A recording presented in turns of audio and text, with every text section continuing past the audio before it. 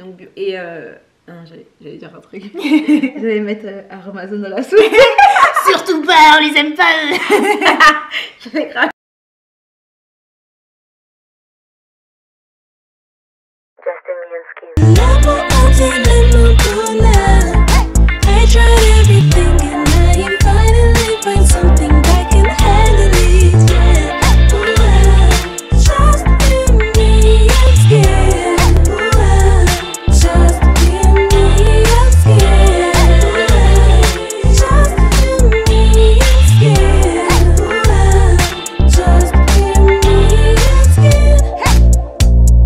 Salut les gars, salut les amis, j'espère que vous allez bien et bienvenue dans ce nouvel épisode de Just Me and Skin. Alors aujourd'hui, on va encore vous parler de notre peau. Yes. Et donc avec Vanessa, que vous avez vu déjà dans l'invité du mois, édition numéro 1, donc vous la reconnaissez. C'est moi. On va vous parler d'un sujet qui est assez important parce que finalement, on s'est rendu compte que beaucoup de personnes ne savent pas reconnaître quel type de peau ils ont. Donc le thème d'aujourd'hui, c'est comment connaître mon type de peau. Donc c'est pas, on va pas vous donner une définition exacte et des précisions exactes. C'est vraiment notre observation, notamment celle de Vanessa, qui va un peu vous partager quels sont les conseils, les tips qu'elle peut avoir pour connaître son type de peau. Et vous savez très bien que si vous connaissez bien votre type de peau, vous pourrez utiliser les produits qui seront adaptés à celle-ci. Donc, je vais laisser un peu Vanessa prendre la parole et elle va un peu nous expliquer, d'après elle, selon son expérience et ses conseils, comment elle a pu reconnaître son type de peau et quels sont les conseils pour connaître quel type de peau vous avez. Donc, les types de peau, on le rappellera après, les différents types qui existent. Je dis beaucoup de types, mais voilà. Très bien, merci Amy déjà de m'avoir invitée à nouveau pour cette nouvelle émission sur le thème de la peau. Donc par rapport au type de peau dont tu as parlé, donc je pense que d'une manière générale, on connaît tous plus ou moins quels sont les différents types qui existent. À savoir, premièrement, donc on a le type de peau sèche, sensible, peau grasse, peau mixte. Donc quand on parle de peau mixte, c'est une combinaison entre à la fois, ça peut être à la fois la peau sèche plus la peau grasse. Quand on dit les deux, c'est pas forcément j'ai les deux partout, mais c'est des zones de la peau qui sont grasses et des zones de la peau qui sont sèches. Le fait d'avoir une peau mixte sous-entend bien entendu d'adapter aussi sa routine de soins. Donc ça, je pense que c'est les principaux types de peau. C'est les trois catégories qu'on retrouve le plus souvent. Exactement. Après, il y a des types de peau qui sont dont on parle un peu moins, mais qui pourtant existent bien. Donc on a des personnes qui ont la peau à la fois grasse, mais aussi à la fois sensible. Donc ça, c'est autre chose. Des personnes qui ont des peaux à imperfection, dites aussi peau à tendance acnéique. On en sait quelque chose. Voilà, donc je pense que dans l'ensemble, c'est à peu près les types de peau qui me viennent à l'esprit. En ce qui me concerne, ma peau, elle a connu un petit peu tout. Donc j'ai eu une peau tout d'abord normale, parce qu'il y a aussi les peaux normales. Les peaux qui ont rien, genre exactement. L'élite quoi. Voilà, les peaux bénies. Donc voilà, moi je suis passée au départ par une peau de bébé, une peau normale, mais j'avais la peau déjà sensible quand j'étais plus jeune. Ensuite j'ai une peau à tendance acnéique, c'était même plus une tendance. C'était clairement de l'acné. Voilà, tout à fait. Donc ça a duré à peu près une bonne... quand tu dis tendance, c'est vraiment drôle. Ouais. Parce que genre c'est un petit peu, mais... Ouais. À tendance, tu as 3 boutons une fois tous les 3 mois. Non, pas du tout. T'as 3 boutons par jour. Donc oui, moi j'ai eu une peau vraiment acnéique pendant à peu près une dizaine d'années.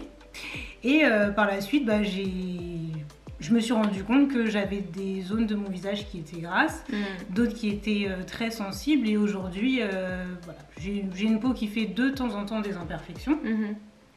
Et en dehors de ça, qui est hyper sensible. Et réactive. Donc le combo, c'est génial. Réactive, ça veut dire que par exemple, si tu mets quelque chose sur ton visage, ta peau elle va automatiquement réagir à ça? Ça peut être ça, mais elle peut réagir à d'autres choses. Ça peut être du textile, quand par exemple tu t'habilles. Donc, tu passes le vêtement sur ton visage, donc ta peau elle réagit et elle te dit par exemple là c'est du coton, là c'est de la laine, là c'est du synthétique. Donc il y a de ça. La peau elle peut réagir également aux températures. Donc s'il fait très chaud, très froid, donc les peaux réactives généralement elles te font savoir que là dehors il fait très froid. C'est des peaux qui ont tendance à s'irriter assez facilement. Donc ça aussi c'est un autre problème. Bien entendu les réactions elles peuvent être différentes. Donc quand je dis la peau elle réagit d'une manière différente. Soit elle te fait des boutons, elle te fait des plaques. Voilà, tout dépend des personnes. Moi en ce qui me concerne, côté réaction, j'ai des plaques. À fond. Ouais, à fond. J'ai des plaques, ça brûle. Mais du coup ça veut dire qu'on peut passer par tous les types de peau. On n'a pas genre un type de peau prédéfini. Genre par exemple... moi, je sais que j'ai la peau grasse, mais pour moi, je pensais que j'ai toujours la peau grasse, tu vois. Et du coup, quand ma peau, elle était un peu sèche ou sensible, je me disais, mais de toute façon, j'ai la peau grasse et je peux pas avoir la peau grasse et être sensible. Parce que je me dis, vu que je produis déjà beaucoup de sébum, elle peut pas être... Tout à fait. En fait, c'est vrai qu'on peut combiner les types de peau, mais en même temps, c'est pas parce que tu as la peau grasse que c'est une fin en soi. Non, c'est... Le fait d'avoir la peau grasse, ça peut être une tendance, ça peut être quelque chose à un moment donné. Il y a des personnes qui ont une peau qui a tendance grasse, mais c'est toute leur vie. Donc, ils s'adaptent. Hein. Tu utilises une routine qui est adaptée. Mais après aussi, il faut te dire que ta peau, elle s'adapte à ton environnement. Donc, quand ton environnement il change, en même temps, ta peau aussi, elle peut change. changer. Ouais. Voilà.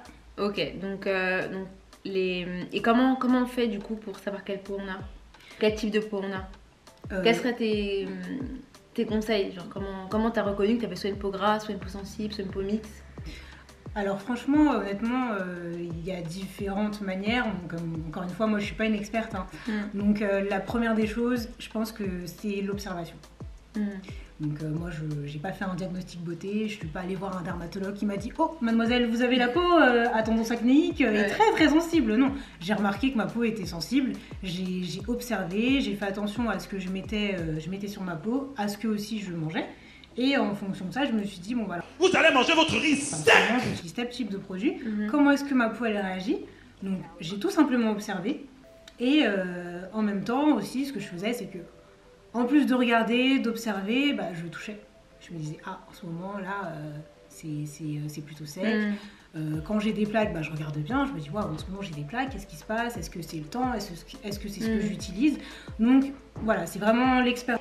L'expérience prouve que... qui m'a permis de comprendre comment ma peau elle était, quelle était sa nature, quelles étaient les choses auxquelles elle est sensible. Voilà. Ça c'est vraiment le conseil que je peux donner, c'est observer votre peau, essayer de voir comment elle réagit quand vous utilisez tel ou tel type de produit. Encore une fois, vraiment Encore une fois, n'utilisez pas trop de produits en même temps, parce que je pense que quand on utilise beaucoup de produits aussi, on ne sait plus en fait à quoi la peau elle réagit.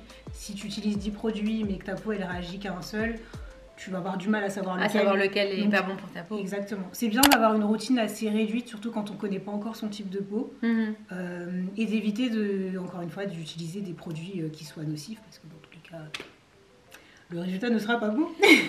Donc voilà, donc vraiment pour connaître un peu votre type de peau, pensez toujours à observer votre peau, à essayer vraiment de la comprendre et ça vous permettra de la connaître et ensuite d'utiliser les produits adaptés en fonction de si vous avez une peau grasse, si vous avez une peau mixte, si vous avez une peau sensible ou si vous êtes l'élite, vous avez une peau normale. Pour vous ça va, il n'y a pas trop de soucis. Sans imperfection. Il n'y a pas de soucis à se faire. Mais en tout cas voilà, il y a plein de possibilités de connaître un peu son type de peau, vous avez plein de documentation disponible pour ça. Donc vraiment nous on vous donne une petite documentation par rapport à tout ce que vous pouvez trouver. Micro-documentation. Ok. Donc voilà, donc c'était notre petit conseil pour ça. Et moi j'avais une question, alors pour Vanessa du coup. Oui, on voit qu'il y a beaucoup de types d'argile qui existent sur le marché et des fois on lit juste si par exemple on se sent un peu teint terne, on va regarder juste celui-là il fait teint terne, teint éclat et du coup on va le prendre, on va mettre. Mais du coup moi je voulais savoir donc par rapport aux différents types d'argile qui existent, déjà est-ce que tu peux nous en dire quelques-uns? Alors pour ce qui est de l'argile, il y a l'argile blanche. Je pense que la plupart des gens connaissent. Ouais, c'est la plus connue, je pense. C'est ça. Donc l'argile blanche, type aussi qu'on dit kaolin. Après, tu as le rasoul. Tu as également l'argile jaune. Et tu as il y a aussi l'argile rouge. Donc ça c'est ceux que je connais le mieux, c'est ceux aussi que j'ai testés. Je parlerai pas des autres parce que les autres je les ai pas testés, donc voilà, je préfère parler par expérience. En ce qui me concerne personnellement, j'utilise surtout de l'argile blanche, de l'argile jaune et du Rasoul. Okay. Alors, donc l'argile blanche, je l'utilise parce que, comme je l'ai dit, j'ai une peau fragile. Donc, c'est vraiment une argile qui est... Exactement.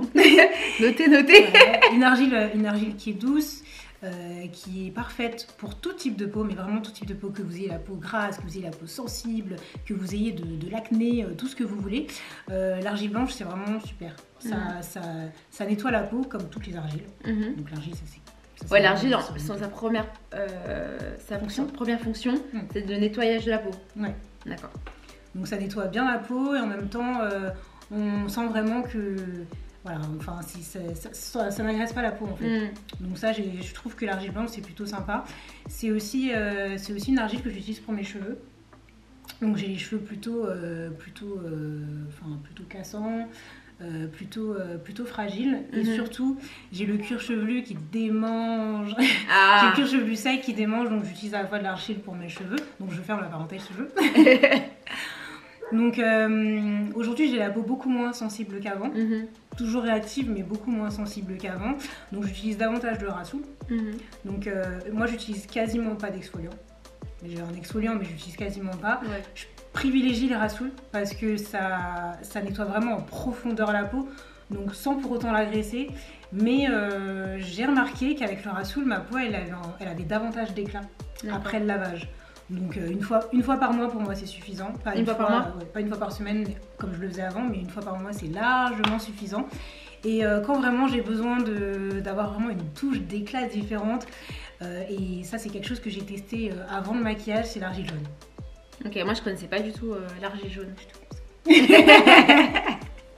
L'argile jaune, du coup, c'est pour donner de l'éclat? Ouais, vraiment, je trouve que ça réveille le teint. Ouais. Ça permet au teint d'avoir une véritable bonne mine. Et je trouve qu'il y a un bon nettoyage à l'argile jaune avant le maquillage. C'est tip top. Bon, oui. on va essayer. Ouais, et du coup, tous les types de peau peuvent aussi utiliser l'argile jaune? Pour l'argile jaune, honnêtement, je pourrais pas l'affirmer. Ouais. Donc, je pense que le mieux à faire, comme toujours, documentez-vous. À partir du moment où vous connaissez votre type de peau, essayez de voir les propriétés d'un produit avant de commencer à l'utiliser pour vous. D'accord. Tout simplement. Ok. Et une fois par mois, c'est quelque chose de suffisant? Largement. Ouais, parce que des fois, on a tendance à faire une fois par semaine en mode exactement. Ça va me redonner de l'éclat ou autre. Mais ouais, non, c'est vrai que c'est important d'utiliser l'argile qui vous convient le mieux. Moi, je ne connaissais pas la jaune, c'est intéressant. Bah, le Rasoul, tu m'avais fait connaître, notamment pour les cheveux. Mais bon, là, ça définit bien les boucles. Et c'est vraiment bien nettoyant, franchement. Mais pour la peau aussi, j'en ai acheté aussi du coup du Rasoul. Tu conseillerais d'en acheter où du Rasoul? Alors pour le Rasoul, je peux donner des marques. Vas-y, on fait la pub. Alors personnellement, la marque de Rasoul que j'utilise s'appelle Logona. Donc c'est un produit qu'on peut trouver sur internet, mais aussi dans des magasins bio. Donc bio. Et j'allais dire un truc. J'allais mettre Aromazone dans la sauce. Surtout pas, on les aime pas eux. J'allais grave les mettre dans la sauce. Ok, donc merci Vanessa pour ce partage sur les argiles. Vraiment de rien. J'ai pas l'impression d'avoir dit grand chose. Non, mais pour moi ça semble vraiment basique. Ça semble basique dans le sens où je me dis, on observe sa peau, on voit comment elle réagit, on voit ce qu'elle aime, on voit les choses auxquelles elle est sensible. À la suite de ça, on trouve des produits qui sont adaptés par rapport à notre type de peau. Et quand on a envie de tester quelque chose avant de se lancer dans le « je veux tester, ça a l'air super », on regarde les propriétés du produit, on voit si ça peut nous convenir et on fait un test. On n'y va pas franco en se disant « super, j'ai trouvé le produit dont tout le monde parle, je vais l'essayer ». Non, on fait un petit test, on regarde comment la peau réagit et ensuite on l'applique sur son visage. Tout simplement. Et quand les tests, c'est combien de temps? C'est par exemple 2 semaines 2 jours. Ah oui, 2 jours. Effectivement, on peut faire le test, effectivement. Voilà. Sur 2 jours, c'est clair. On fait le test soit sur sa main, soit sur une partie du visage, mais pas sur tout le visage. D'accord. Comme ça, si la peau réagit. Au moins, il y aura que là où vous aurez des plaques, pas sur tout le visage. Ouais, donc, une petite partie. Alors du coup, moi, j'ai un petit challenge pour Vanessa. challenge. On va voir, on va voir tout de suite. Donc, vas-y ça. Ouais. Si demain, tu devais aller sur une île déserte et tu devais emmener que 3 produits pour ta peau, quels seraient-ils? Wow.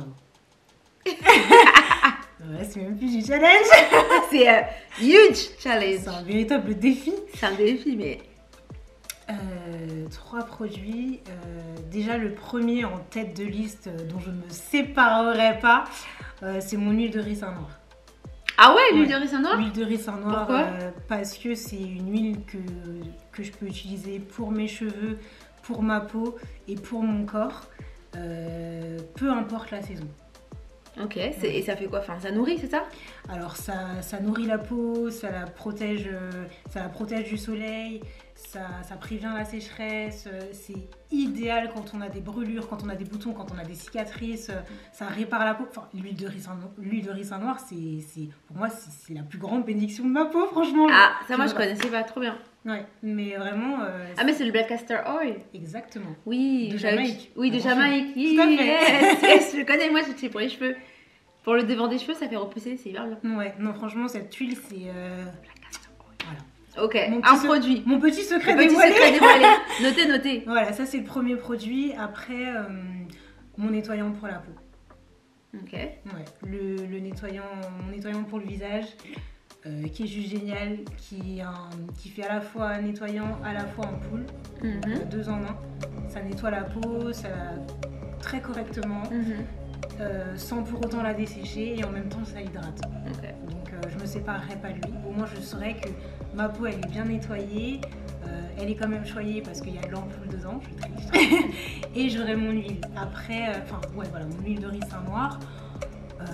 Je réfléchis à un 3. troisième produit, mon sérum. Ah. Mon sérum, jamais sans mon sérum. Personnellement, j'utilise pas de crème pour le visage. Ok. Avant, j'avais cette obsession de je me suis lavé le visage, oh là là, il me faut ma crème. Mais qui a dit qu'on était obligé d'utiliser une crème? C'est important d'hydrater sa peau. Moi, j'ai trouvé un moyen d'hydrater sans pour autant utiliser une crème. Donc, non, j'utilise pas de crème. J'utilise que du sérum, matin et soir après le nettoyage du visage. Et c'est amplement suffisant. Ok. Est-ce que tu veux nous donner ton sérum ou c'est un secret? Je sais pas, on peut donner des noms de marques. On peut. Peut-être on recevra les produits. La marque de mon sérum, c'est Purito. Ah, on les connaît. C'est la MIF. Ok. Voilà. Ah ouais, non, là, c'est défi relevé.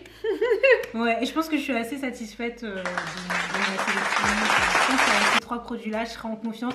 Je peux partir n'importe où. Mais tu peux tout faire en fait. N'importe où. Enza Carat. Alaska. Elle peut même laisser cheveux, elle peut tout faire. Même en Antarctique.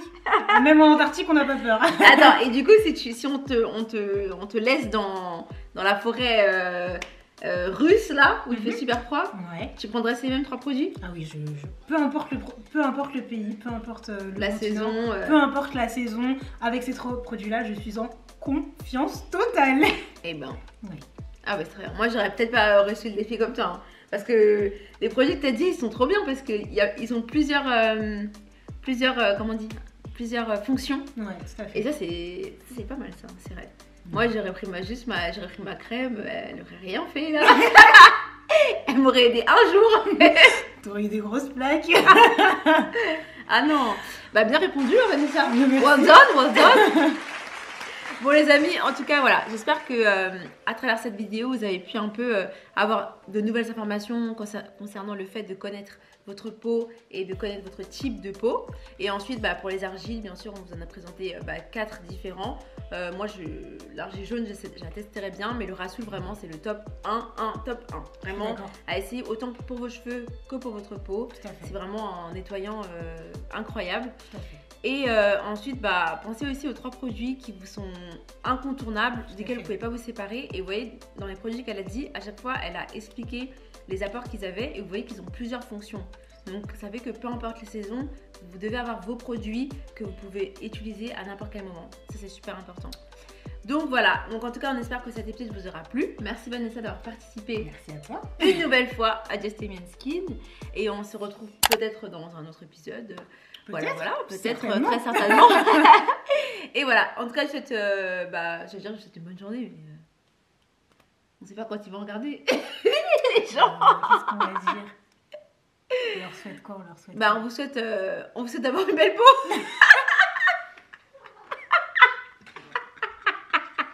Je rigole. On vous souhaite d'avoir une peau saine. Allez, cheers. Cheers. Bye bye. N'importe quoi. Oh putain. Alors ça, Clemsou aujourd'hui. Clemsou.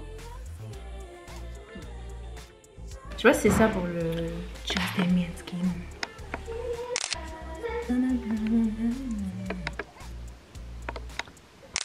En fait, tu vas où, Tata? Ah. Une photo.